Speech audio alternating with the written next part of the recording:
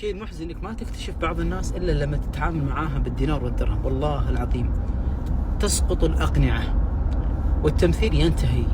خلاص جابت توأم بنتين عسى ربي يحفظهم.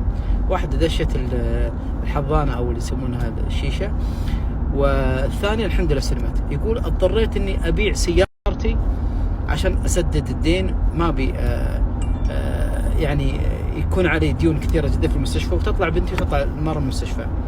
اضطر انه يبيع سيارته. راح عند ناس قال حبيبي نشتري موتر، يقول والله خسفوا في الموتر بنصف القيمه. يقول اللي قاهرني ان عارضه للبيع دبل السعر. يقول شرى مني ب 1300 دينار، يقول قسم بالله كريم بايعه 2800 دينار. يجوز المصيبه قال يمكن يصلي بالصف الاول ويقرا اهدنا. فعلا بالمال تعرف محك الرجال، وناس تعرف عن حقيقتها في المال. ابوي الله يسكن الجنه مات من سنين كان يقول يا ولدي يا فيصل احذر من الشوك وحروفه. شوك وحروفه الشين والواو والكاف. شراكه، وكاله تعطي وكاله، وكفاله تكفي لك واحد. الكفاله اولها شهاده ابشر بسعادك، واخرها ندامه. صح ولا لا؟ ياما شاركنا ناس، ياما تبايعنا مع ناس، ياما سبحان الله والله العظيم شفتكم ما شفناه.